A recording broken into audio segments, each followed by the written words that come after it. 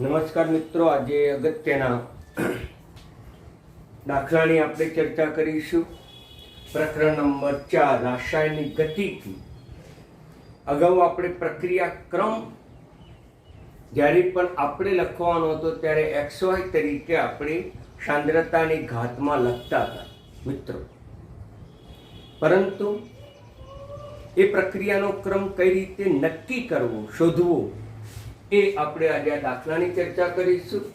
એટલે પ્રક્રિયાનો ક્રમ નક્કી કરવો મિત્રો. પ્રક્રિયા ક્રમ કયા પ્રકારની છે? સિમ્પલ દાખલા છે, ધ્યાન આપો. તો આપણા પાઠ્યપુસ્તકમાં પેજ નંબર 120 છે, એમાં પ્રશ્ન નંબર 4.10 છે. આ 4.10 નો દાખલો છે.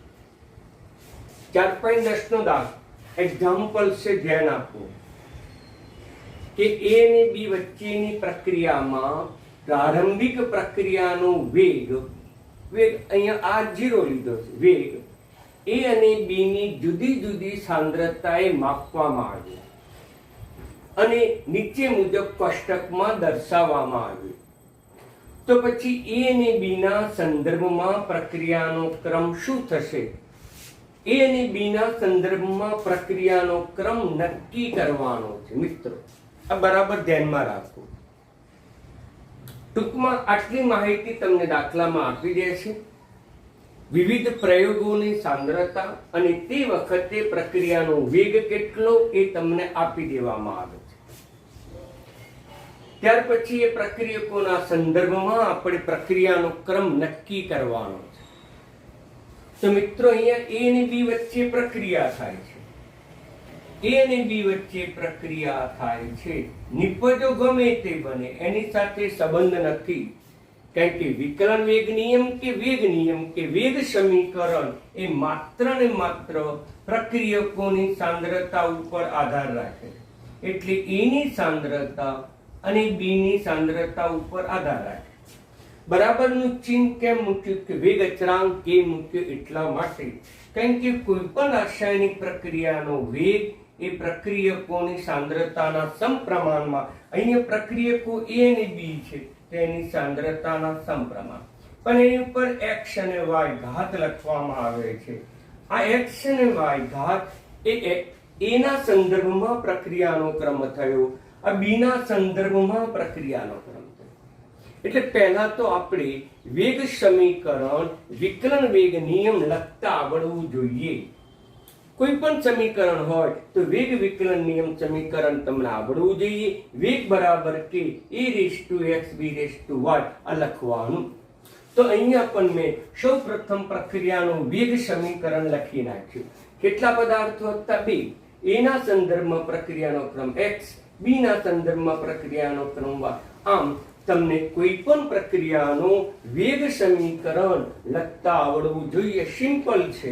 વેગ બરાબર કે એ પ્રક્રિયક લઈશું એની x ઘાત, બીજો પ્રક્રિયક લઈશું y ઘાત, ત્રીજો પ્રક્રિયક ધારો કે c હોય તેની z ઘાત લઈશું. આમ સાંદ્રતા ગુણાકારમાં લખવામાં આવે છે અને એ સાંદ્રતા ઉપર આપણે xy z લખીએ છીએ, જે એના સંદર્ભમાં પ્રક્રિયા ક્રમ છે. હવે પ્રક્રિયાનો ક્રમ નક્કી કરવો છે એટલે કે આપણે x શોધવો છે અને y શોધવો છે. શું નક્કી કરવાનું છે? બરાબર ધ્યાન આપો. A અને B ના સંદર્ભમાં પ્રક્રિયાનો ક્રમ નક્કી કરવાનો. A ના સંદર્ભમાં પ્રક્રિયાનો ક્રમ x છે, B ના સંદર્ભમાં પ્રક્રિયાનો ક્રમ y છે. એટલે આપણે x શોધવું પડે અને y શોધવું પડે. સરળ છે. એના માટે આપણે આ પરિણામોનો આપણે ઉપયોગ કરીશું. હવે પ્રયોગ નંબર 1, આ પહેલો પ્રયોગ કર્યો. એ વખતે A ની સાંદ્રતા માપવામાં આવી, B ની સાંદ્રતા ને એ વખતે વેગ માપવામાં આવ્યો. તો મિત્રો પ્રયોગ 1 ના પરિણામો છે એ આ સમીકરણમાં મૂકો. વેગ કેટલો હતો? તો 5.07 × 10⁻⁵ is equal to k. તો કરો. એ વખતે A ની સાંદ્રતા કેટલી હતી? તો કે 0.20. B ની સાંદ્રતા કેટલી હતી? તો કે 0.30. x અને y એની ઘાતમાં મૂકો. આ જે પરિણામ પ્રાપ્ત થયું એને 1 કહીશું. હવે બીજો પ્રયોગ ધ્યાનમાં લઈએ. બીજા પ્રયોગના પરિણામો, પ્રયોગ 2 ના પરિણામોને ફરીથી આ સમીકરણમાં મૂકો. વેગ તરીકે કેટલો આપ્યો છે? તો 5.07 into 10 to -5 is equal to k ના k. a ની સાંદ્રતા કેટલી મૂકીશું? તો 0.20. b ની સાંદ્રતા કેટલી મૂકીશું? તો કે 0.1. તો આમ a અને b ની સાંદ્રતા આપણે મૂકી, બીજું પરિણામ આપણને પ્રાપ્ત થયું. હવે ત્રીજો પ્રયોગ મિત્રો આપ્યો છે. 3 પ્રયોગ તો ઓછામાં ઓછા આપે, વધુ ગમે તેટલા હોઈ શકે.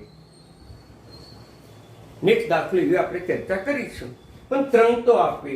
હવે પ્રયોગ નંબર 3, આ જે ત્રીજો પ્રયોગ છે એના પરિણામો. a ની સાંદ્રતા તો કે 0.40, b ની સાંદ્રતા તો કે 0.05, એ વખતે વેગ પણ આપી દીધો 1.43 into 10 to -4, અને એને પરિણામે આપણને ત્રીજું પરિણામ પ્રાપ્ત થયું. ટૂંકમાં પ્રયોગ 1 ના પરિણામોમાં મૂકી દીધા, પ્રયોગ 2 ના પરિણામો પણ આમાં મૂકી દીધા, અને પ્રયોગ C ના પરિણામો, ત્રીજા પ્રયોગના પરિણામો મૂક્યા. ટૂંકમાં ત્રણેય પ્રયોગના પરિણામો આ સમીકરણમાં મૂકવામાં આવ્યા અને આપણને 3 પરિણામો પ્રાપ્ત થયા. હવે આ પ્રયોગોના પરિણામો પ્રાપ્ત થયા એના આપણે અવલોકન પહેલેથી કરી લેવું પડે કે એવા કયા 2 પરિણામોનો ભાગાકાર કરીએ જેથી આમાંથી કેટલીક બાબતો ઉડી જાય, લોપ થઈ જાય. આવા દાખલા હોય જ. તો પછી અહીંયા તમે જુઓ કે પ્રયોગ 1 ના પરિણામો અને પ્રયોગ 2 ના પરિણામો આ મૂલ્ય સમાન આવ્યું, બાકીનું મૂલ્ય સમાન નથી. માટે આ 2 ના ઉપયોગથી ગણતરી કરવી પડશે. હવે અહીંયા આ પણ આપેલું છે, જુઓ 0.20 પણ છે. આ મૂલ્યો સમાન છે, માટે આપણે પરિણામ 1 ભાગાકારમાં પરિણામ 2 લઈશું. આગળ ગણતરીમાં તમે પહેલું સમીકરણ લખો, પ્રયોગના બધા પરિણામો સમીકરણમાં મૂકી દો, આપણને વિવિધ મૂલ્ય પરિણામો પ્રાપ્ત થશે અને એ પરિણામોમાં કેટલાકનો લોપ થતો હશે. મિત્રો આ બાબત ધ્યાનમાં રાખો, જેનો લોપ થતો હોય ધ્યાનમાં રાખો. તો આ મૂલ્ય અને આ મૂલ્ય પણ સમાન છે, માટે આપણે બીજું અને પહેલું સમીકરણ ધ્યાનમાં લઈશું. પરિણામ 1 ભાગાકારમાં 2 લઈશું, એટલે આનો ભાગાકારમાં આ ડાબી બાજુના પદનો ભાગાકાર, જમણી બાજુના પદનો ભાગાકાર. તો અહીંયા આ મૂલ્ય ઉડી જશે, સમાન છે. કે પણ ઉડી જશે, આ મૂલ્યનો પણ લોપ થશે.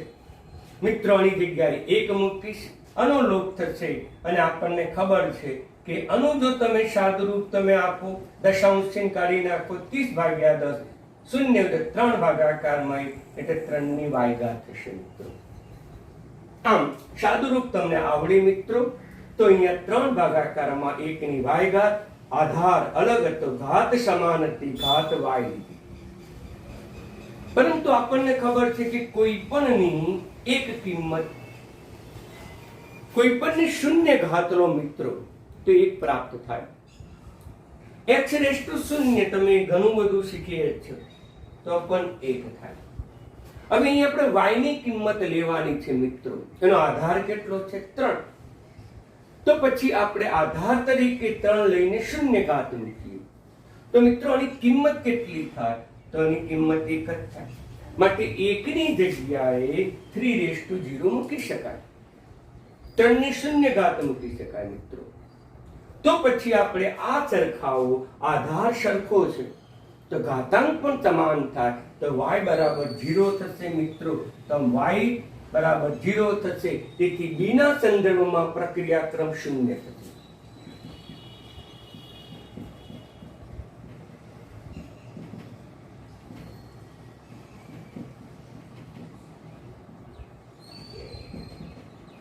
એટલે અગત્યનું પરિણામ પછી આવ્યું, કારણ કે પછી તો તમારે બીજગણિતનો, સાદા બીજગણિતનો ઉપયોગ કરવો જ પડે. આવા નાના પરિણામોને પણ ધ્યાનમાં રાખવું પડે. આમ બી ના સંદર્ભમાં y ની કિંમત આવી ગઈ એટલે બી ના સંદર્ભમાં પ્રક્રિયાનો ક્રમ 0 થયો. હવે લઈએ આપણે એ ના સંદર્ભમાં x શોધવો છે મિત્રો. x. તો કઈ રીતે શોધીશું?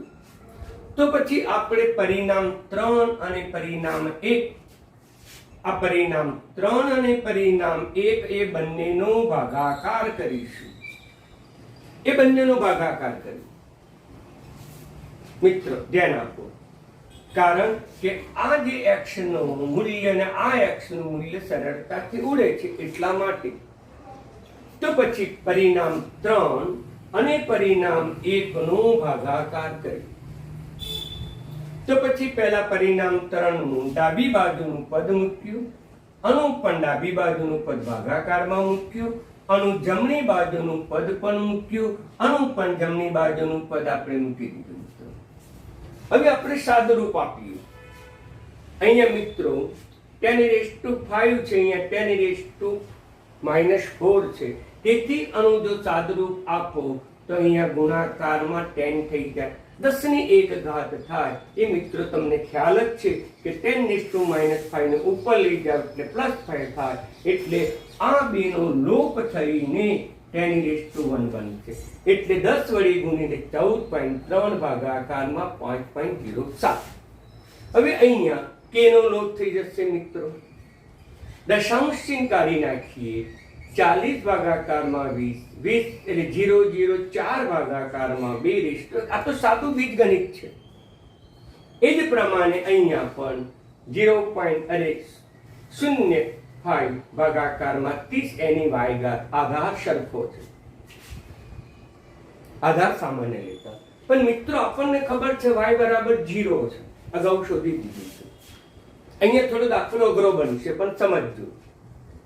એકની કિંમત શોધી એ બીજામાં ઉપયોગ કરવી જ પડે. y બરાબર 0 મૂકો, આના બરાબર 0 મૂકો ને મિત્રો આના બરાબર 0 બરાબર 1 થશે. આનો ભાગાકાર કરો તો 2.82 થશે. આનો છેદ ઉડાવો તો 2 ની x ઘાત થશે.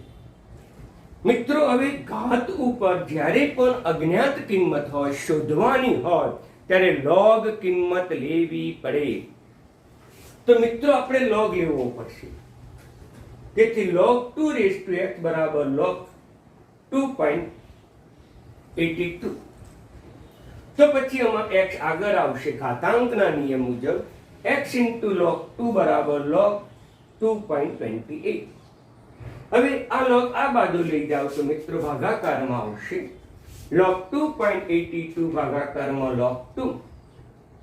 આનો log છે 0 અને 28 બેનો log જોવાનો. મિત્રો 28 બેનો log જોવાનો. એ જ પ્રમાણે 20 નો log જુઓ તો 30 10. 28 બેનો તમે log જુઓ તો 0.4502. આનું તમે જો તમે સાદુરૂપ આપો તો 15 * 45 1.5 આવે મિત્રો. તો પછી આનો જવાબ 1.5 આવે. માટે એના સંદર્ભમાં પ્રક્રિયાનો ક્રમ.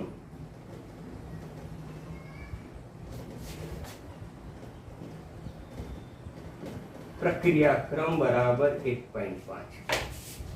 બિલકુલ સરળ દાખલો છે. આમ કોઈ પણના સંદર્ભમાં પ્રક્રિયાનો ક્રમ નક્કી કરી શકો. અત્યાર સુધી મેં થિયરી ચલાવી ત્યાં તમને માનસિક ગડબડ હતી કે x અને y શું છે.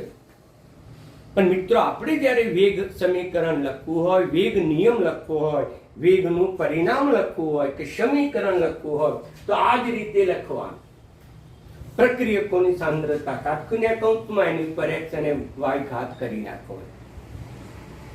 એ શોધવા માટે મેં તમને દાખલો સમજાવ્યો. આપણા પાઠ્યપુસ્તકનો દાખલો છે મિત્રો. અને આ દાખલો તમને થિયરીમાં પૂછી શકે મિત્રો. અવશ્ય રીતે થિયરીમાં પૂછી શકે. હવે બરાબર ધ્યાનમાં રાખો કે કુલ પ્રક્રિયાક્રમ આપણે શોધીશું. કુલ પ્રક્રિયાક્રમ. કુલ પ્રક્રિયાક્રમ x + y. x ની કિંમત 1.5 શોધી. આ કિંમત બરાબર ધ્યાનમાં રાખજો. અજ્ઞાત કિંમત જ્યારે પણ ઘાતમાં આવે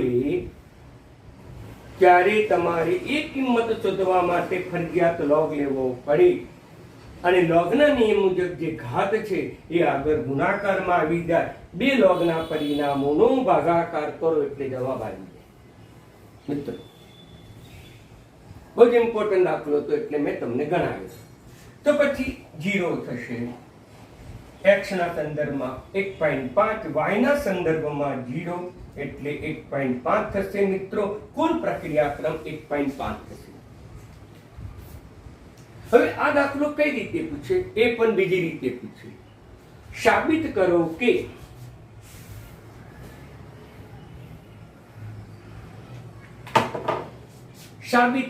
કે વેગ ઉપર y ની સાંદ્રતા b ની સાંદ્રતા આધારિત નથી. b ની સાંદ્રતા ઉપર વેગ આધાર રાખતો જ નથી. હવે સાબિત કરો. એવું પણ તમને પૂછી શકે, અડધો દાખલો પૂછી શકે. અથવા y ના સંદર્ભમાં પ્રક્રિયાનો ક્રમ શૂન્ય છે, પ્રક્રિયાના વેગ ઉપર b ની સાંદ્રતા આધાર રાખતી નથી. આપણે જે સમીકરણ બનાવ્યું વેગ બરાબર k e⁻x b⁻y. મિત્રો x ની કિંમત તમે મૂકી દો k એ 1.5, b ની સાંદ્રતા મૂકી. હવે b ના સંદર્ભમાં y નો ક્રમ કેટલો થયો? શૂન્ય. k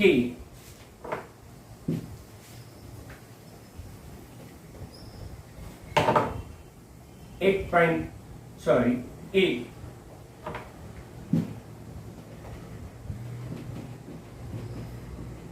1.5. કોઈ પણ ની શૂન્ય ઘાત એટલે 1 થાય, એટલે k a. આમ સમીકરણ વેગનું જે આવ્યું અંતિમ સમીકરણ વેગના નિયમ ઉપરથી સાબિત થાય છે કે પ્રક્રિયાનો વેગ એ માત્ર a ની સાંદ્રતા ઉપર જ આધાર રાખે છે. a ની સાંદ્રતા ઉપર જ આધાર રાખે, b ની સાંદ્રતા ઉપર આધાર રાખતું નથી. તમને પૂછે તો તમારે આ સાબિત કરવું પડે. અને નીટની અંદર જીમાં હો પ્રશ્ન પણ પૂછે, તમે ઝડપથી એ સમીકરણ મૂકીને એનો લોપ તમને ખ્યાલ આવી જોઈએ. આ બે સમીકરણો જે મેળવ્યા એનો તમે ગુણોત્તર લેજો, એટલે y બરાબર 0, સીધી શૂન્ય સમીકરણ મૂકી દેવાનું. એ વખતે પછી x ની કિંમત શોધવાની જરૂર નથી મિત્રો. અહીંયા x જ મૂકવાનું, અહીંયા પણ આપણે x જ મૂકવાનું, અહીંયા પણ આપણે વખતે x જ મૂકવાનો. પછી આ ગણતરી કરવાની કોઈ જરૂર નથી. જો તમને આવું પૂછે તો આપણે y b ના સંદર્ભમાં પ્રક્રિયાક્રમ શૂન્ય શોધ્યો, શૂન્ય શોધ્યા પછી સીધે આ મૂકી દો. તેથી વેગ e⁻x માત્ર એના સંદર્ભમાં જ છે. આમ વેગ a ની સાંદ્રતા ઉપર આધાર રાખે છે, b ની સાંદ્રતા ઉપર આધાર રાખતો નથી. આવું પણ તમને જાહેર પરીક્ષામાં પૂછી શકે મિત્રો, એટલે બરાબર તમે ધ્યાન આપો. સરળ દાખલો હતો, પાઠ્યપુસ્તકનો જ દાખલો હતો. હવે આપણે પાઠ્યપુસ્તકનો બીજો દાખલો આપણે મિત્રો ગણીએ.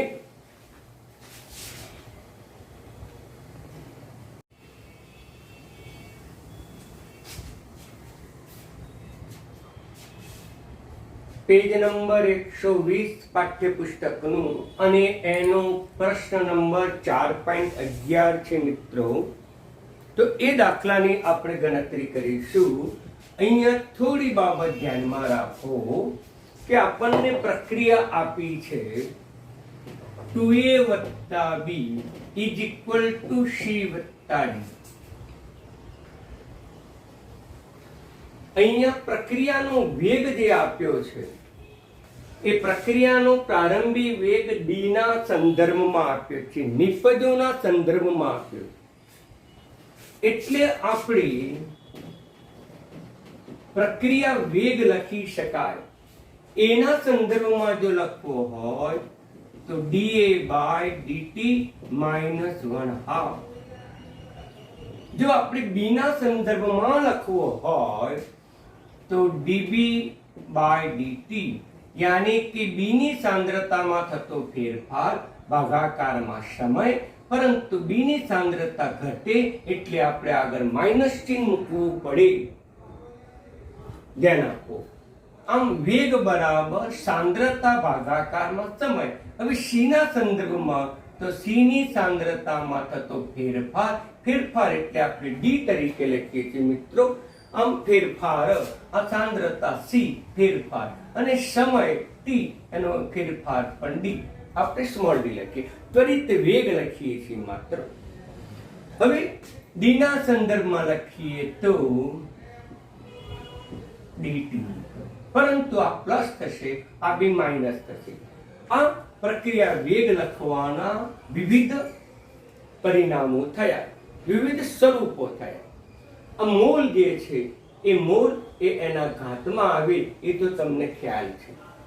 હવે આપણે લખીશું પ્રક્રિયા વેગ ચલે છે. મિત્રો, પ્રક્રિયા વેગ નિયમની અંદર શું છે? પ્રક્રિયા વેગ નિયમ, વેગ નિયમમાં વેગ માત્ર પ્રક્રિયકોના સાંદ્રતાના સંદર્ભમાં જ લખાય. હજુ પણ કેટલાક મિત્રોને ખ્યાલ ના આવતો તો આ બાબત ધ્યાનમાં રાખો. વેગ સમીક આ વેગ બતાવે છે. શાબ્દિક ભાષામાં પ્રક્રિયાનો વેગ, એના સંદર્ભમાં વેગ, બી ના સંદર્ભમાં વેગ, સી ના સંદર્ભમાં વેગ અને ડી ના સંદર્ભમાં વેગ. એ ની સાંદ્રતામાં ઘટાડો થાય માઇનસ, બી ની સાંદ્રતામાં ઘટાડો થાય માઇનસ. સી ઉદ્ભવે એટલે સી ના ઉત્પાદનનો વેગ એવો શબ્દ બોલાય. ડી પણ ઉત્પન્ન થાય, ઉદ્ભવે, તેથી ડી ના ઉત્પાદનનો વેગ, ડી ની બનાવટનો વેગ, સી ની બનાવટનો વેગ, એ ની સાંદ્રતામાં ઘટાડાનો વેગ, બી ની સાંદ્રતામાં ઘટાડાનો વેગ. આમ શાબ્દિક એ રીતે બોલાય, પણ લખાય તો આ જ રીતે. તો પ્રક્રિયાનો વેગ, વેગ નિયમ માત્ર પ્રક્રિયકોના સંદર્ભમાં લખવામાં આવે.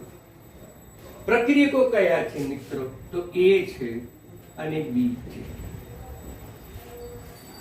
પરંતુ ક્રમ ખબર નથી તો આપણે x અને y લખવાનું.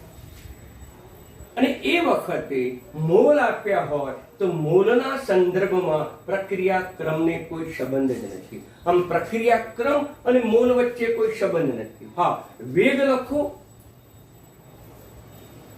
ગાણિતિક પરિભાષામાં વેગ લખો તો પછી વખતે એનો ઉલ્લેખ કરવો પડે.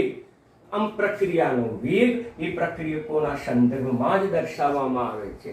એટલે મિત્રો, તમને પ્રક્રિયા વેગ જે છે કે a⁴x b⁴y આવું લખાય. અચળાંક દૂર કરો તો એમસીક્યુ માં પૂછે કે એના સંદર્ભમાં પ્રક્રિયા વિકલન વેગ સમીકરણ લખો તો મિત્રો આ રીતે લખાય: dA/dt - 1/2 = k a⁴x b⁴y. એકનું એક છે શાબ્દિક પરિભાષામાં લખ્યું, જ્યારે આ એ ના સંદર્ભમાં સાંકેતિક પરિભાષામાં લખ્યું. બંનેનો જવાબ એક જ આવ્યો, પણ અહીંયા એના સંદર્ભમાં વેગ પૂછ્યો, પ્રક્રિયા વેગ એના સંદર્ભમાં લીધો. હવે તમને એમસીક્યુમાં એમ પૂછે કે બી ના સંદર્ભમાં પ્રક્રિયા વેગ નિયમ સમીકરણ લખો, વિકલન વેગ નિયમ લખો, વેગ રજૂઆત લખો. બધા એકના એક જ છે, આ વિકલન સ્વરૂપ જ છે મિત્રો. કોના સંદર્ભમાં? તો બી ના.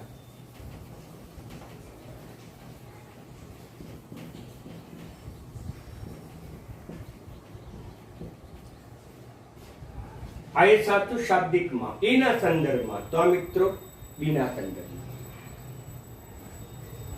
એની સાંદ્રતામાં ઘટાડો થવાનું વેગનું સૂત્ર આ, બીની સાંદ્રતામાં ઘટાડો થવાનું સૂત્ર તો આ. હવે આપણે સી ના સંદર્ભમાં, સી ઉદ્ભવે છે તો સી ના ઉદ્ભવવાનો વેગ, ઉત્પન્ન થવાનો વેગ,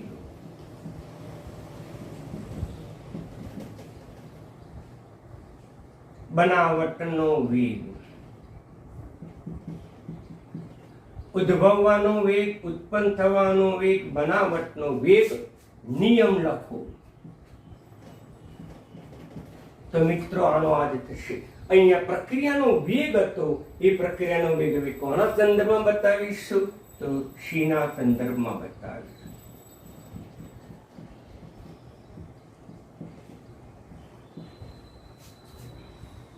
એ જ રીતે સી ની જગ્યાએ આપણે ડી ના ઉત્પાદનનો વેગ,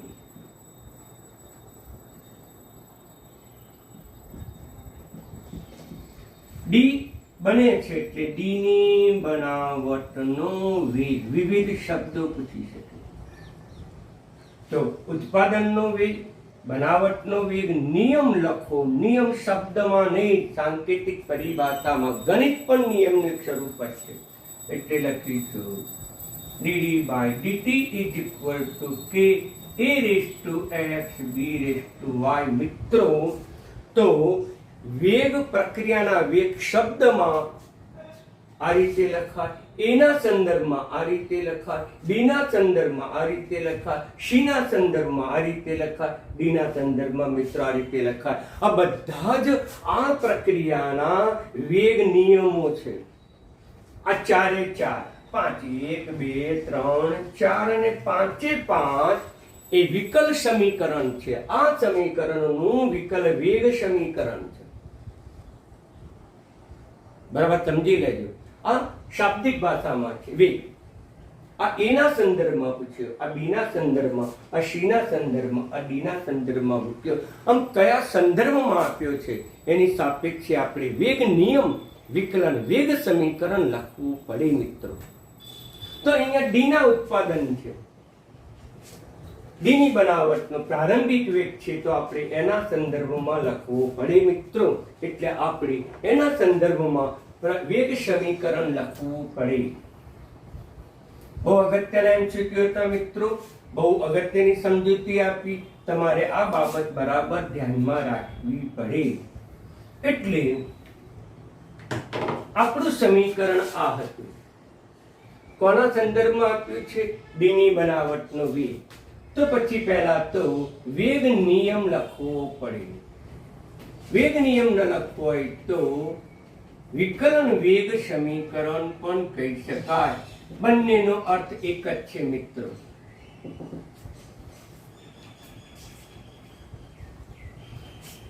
કોના સંદર્ભમાં આપ્યો છે? તો કે ડીના સંદર્ભમાં. તેથી પ્રક્રિયાનો વેગ બરાબર ડીના સંદર્ભમાં ડીની સાંદ્રતામાં થતો ફેરફાર સમયની સાંદ્રતામાં સમયમાં થતો ફેરફાર.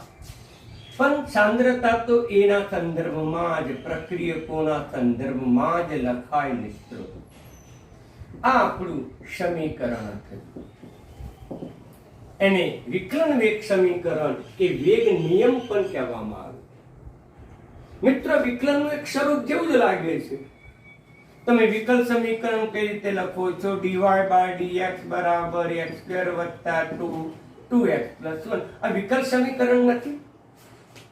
તો એનું એ જ વસ્તુ છે. અહીંયા ચલ x અને y હતા, અહીંયા ચલ સાંદ્રતા અને સમય છે. સમયની સાપેક્ષે સાંદ્રતા બદલાતી જાય છે. એની સાંદ્રતા ઘટે છે, બીની સાંદ્રતા ઘટે છે. આમ સમય અને સાંદ્રતા બે વચ્ચેનો સંબંધ આપણે આ રીતે બતાવીએ છીએ, જે આપણા વિકલન સમીકરણ મુજબ જ છે મિત્રો. પણ વિકલન સમીકરણમાં x અને y ચલ લઈએ છીએ, જ્યારે અહીંયા તો પ્રક્રિયા ભિન્ન આવે, પદાર્થો ભિન્ન આવે, સંજ્ઞા ભિન્ન આવે, પણ એનું અર્થઘટન તો એકનું એક જ નીકળે છે મિત્રો. એટલે આ પણ વિકલ સમીકરણ છે. તો આ પણ વિકલ સમીકરણ જ છે, પરંતુ અહીંયા પદાર્થો હોવાથી એની સાંદ્રતા બતાવવામાં આવે છે, અને પદાર્થની સાંદ્રતા કાટખૂણિયા કૌંસમાં જ બતાવીએ છીએ. એટલે આપણે કાટખૂણિયા કૌંસનો આપણે ઉપયોગ કરીએ છીએ. આમ સાંકેતિક પરિભાષા છે, બરાબર સમજી લો. હવે આપણે વેગ નિયમ લખવાનો છે. આ વેગ નિયમ, પણ એમાં x અને y ની કિંમત શોધવાની છે. તમને પૂછે વેગ નિયમ લખો, તો વેગ નિયમ આ, પરંતુ અચળાંકની કિંમત શોધવાની છે. અને અચળાંકની કિંમત મિત્રો શોધવી હોય તો x અને y ની કિંમત શોધવી જ પડે. પ્રક્રિયાનો ક્રમ શોધવો જ પડે. આ તો તમને આપેલું છે, કોઈ પણ પ્રયોગના આધારે એ લઈ શકાય. પરંતુ તમને x અને y ની કિંમત આપીને તે મિત્રો તો તમારે શોધવું પડે. તો હવે ધ્યાન આપો કે પ્રયોગ એકના પરિણામો વેગ નિયમમાં મૂકતા. પ્રયોગ એકના પરિણામો વેગ નિયમમાં મૂકી દો. તો વેગ બરાબર શું આપ્યું છે મિત્રો? તો 6.0 into 10⁻³ એની સાંદ્રતા કેટલી છે કે તો શોધવાનો છે. 0.1 सांद्रता મૂકો એટલે કાટખૂણ્ય કૌંસ લખવા નહીં, સીધો સાદો કૌંસ લખાય. એની x ઘાત b 0.1 એની y ઘાત. એ જ પ્રમાણે અને આપણે પરિણામ નંબર 1 કહીશું. એ જ રીતે પ્રયોગ 2 પરથી ના પરિણામો વેગ નિયમમાં મૂકતા એટલે કે આમાં મૂકતા. ચલો, વેગ બરાબર કઈ મૂલ્ય આપ્યું છે? 7/2 આપ્યું છે મિત્રો. તો 7/2 into 10⁻² k. એ વખતે સાંદ્રતા 0.3 છે. જુઓ, x ઘાત b ની સાંદ્રતા 0.2 છે.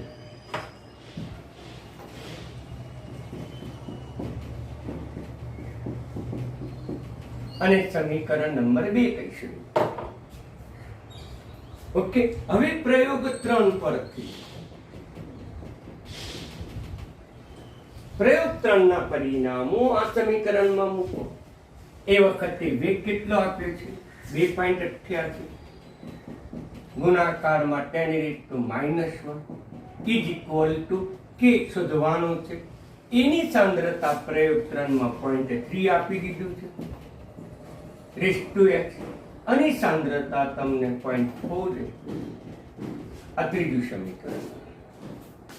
એ જ પરથી પ્રયોગ 4 પરથી, એ જ પ્રમાણે પ્રયોગ 4 પરથી એના પરિણામો તમે મૂકો આમાં. તો વેગ કેટલો છે? 2.40 ગુણાકારમાં -2 10⁻⁻2 k. એની સાંદ્રતા કેટલી? તો 0.4 રેઝ ટુ x. b ની સાંદ્રતા કેટલી? તો 0.1 રેઝ ટુ y 4. આમ વિકલન વેગ સમીકરણ લખો, વેગ નિયમ લખ્યું. હવે આપણે એમાંથી પ્રક્રિયાનો ક્રમ નક્કી કરવાનો છે. અને પ્રક્રિયાનો ક્રમ નક્કી કરવા માટે જેટલા પ્રયોગો થયા હોય એ તમામ પ્રયોગના પરિણામો આપણે અનુક્રમે મૂકતા જવા પડે. પ્રયોગ 1 ના પરિણામો મૂકો એટલે આ પરિણામ પ્રાપ્ત થયું. પ્રયોગ 2 ના સમીકરણ પરિણામો મૂકો તો આપણને બીજું સમીકરણ થયું. પ્રયોગ 3 ના પરિણામો મૂકો એટલે ત્રીજું સમીકરણ. પ્રયોગ 4 ના પરિણામો મૂકો એટલે ચોથું સમીકરણ પ્રાપ્ત થયું. હવે આપણે x અને y શોધવાના છે. તો મિત્રો આટલી વસ્તુ ધ્યાનમાં રાખો કે x y શોધવા હોય તો એવા સમીકરણ પસંદ કરો કે જેમાં x વાળા પદો અને y વાળા પદો સમાન આવતા હોય. તો અહીંયા આ બે સમીકરણનું અવલોકન કરો, બીજા અને ત્રીજાનું. તો બીજા અને ત્રીજાનું સમીકરણનું અવલોકન કરો તો આ પદો સમાન આવ્યા, આવે ના આવે. અગાઉ પણ એ પ્રકારે પરિણામો આવતા હતા. તો પછી આ બેના પરિણામો સમીકરણમાં જો તો આ પદો સમાન આવ્યા તો પછી આ બે સમીકરણોનો આપણે ઉપયોગ કરવો પડે. તો પછી આપણે લઈશું પ્રયોગ 3 ભાગાકારમાં પ્રયોગ 2. પ્રયોગ 3 અને 2 ના પરિણામોનો ભાગાકાર કરીશું. અવલોકન ચાલે. શા માટે મેં પ્રયોગ 3 પહેલો લીધો? તો y ને સરખાવો તો 0.4 છે, 0.2 છે. આના કરતાનું મૂલ્ય મોટું છે એટલે આ મૂલ્ય આપણે ઊંચું લેવા માટે, ઉપર લેવા માટે, અંશમાં લેવા માટે પહેલું પરિણામ 3 લીધું અને પછી આપણે પરિણામ 2 લીધું. એટલે આનો ડાબી બાજુનું જે છે 2.88 ગુણાકારમાં 10⁻⁻1 આ ડાબી બાજુનું પદ હતું. એ જ રીતે ડાબી બાજુનું ભાગાકાર. હવે જમણી બાજુ આપણે અંશમાં લઈશું કારણ કે અંશ આપ્યો છે માટે.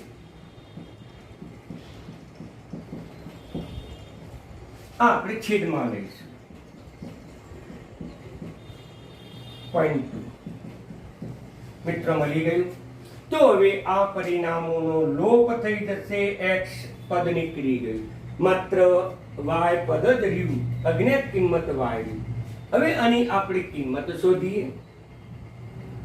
તો મિત્રો આ 28.8 ભાગાકારમાં 7.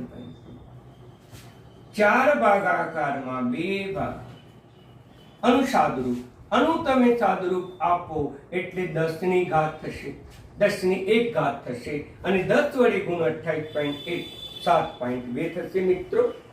ઓકે, હવે તમે અનુ તમે હજુ સાદરૂપ આપી શકો 4 ભાગાકારમાં. અનુ ભાગાકાર લો તો 7 ચોક 28 થશે, 4 વડે અહીંયા લોપ થઈ જશે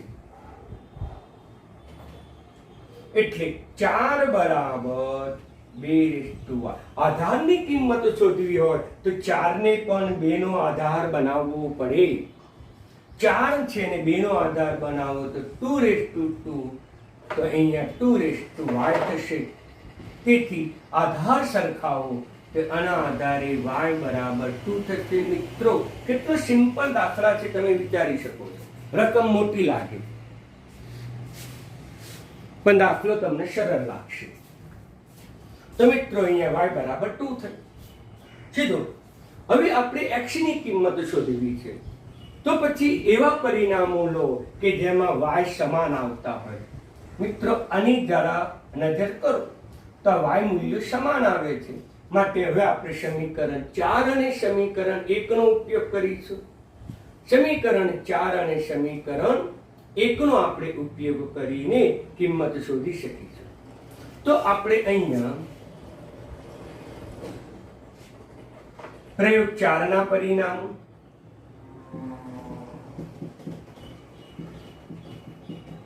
અને પ્રયોગ 1 ના પરિણામો ધ્યાનમાં લઈશું.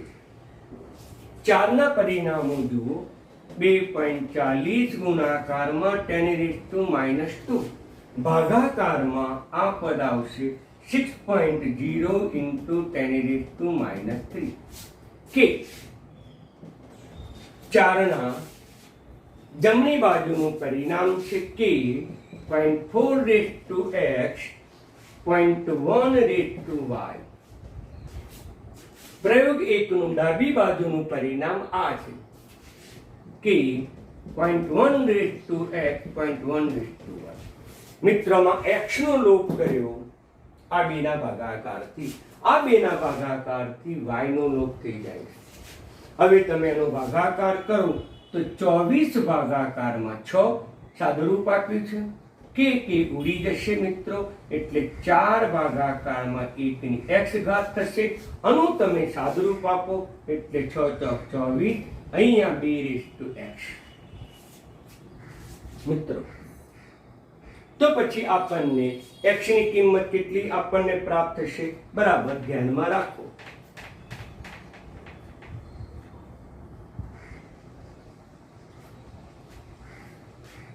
4 ભાગાકારમાં 1 છે.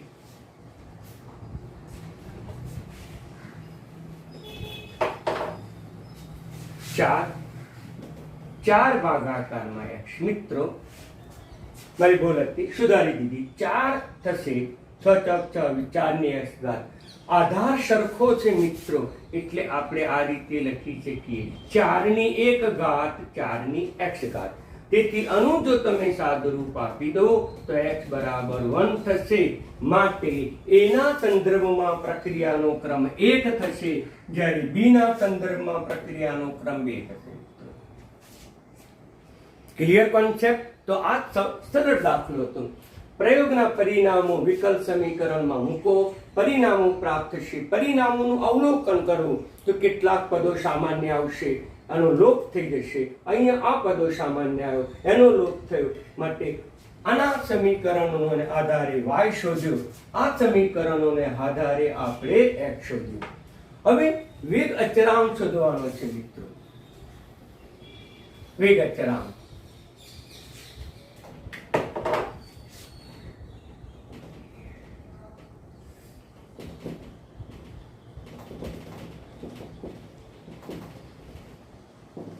એટલે કે કે શોધો. પ્રયોગ 1 પરથી પ્રયોગ 1 ના પરિણામો આમાં મૂકી દો. પ્રયોગ 1 પરથી પરિણામો સમીકરણમાં મૂકતા આમાં મૂકી દો. તો 6.0 ઇન્ટુ 10⁻³ વેગનું મૂલ્ય, a ની સાંદ્રતા 0.1 x, b ની સાંદ્રતા પણ 0.1 y. મિત્રો xy ની કિંમત તો આપણે શોધી કાઢી છે. 6.0 ઇન્ટુ 10⁻³ x ની કિંમત આપણે શોધી છે 1.1 અને આની કિંમત શોધી છે આપણે 2. એટલે 6.0 ઇન્ટુ 10⁻³ 0.1 1 વત્તા 2 આધાર સરખો છે એટલે 0.1 ની 3 ઘાત. મિત્રો આમ 0.1 ની 3 ઘાત થશે. સાદુરૂપ તમને આપીએ કે તો લખવાના રહી ગયા કે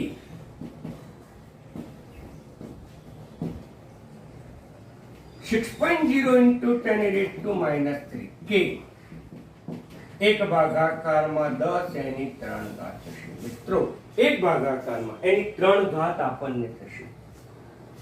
તો પછી 6.0 ઇન્ટુ 10⁻³ કે ઇન્ટુ 10⁻³ મિત્રો આ ઉડી જશે માટે k ની કિંમત આવશે 6.0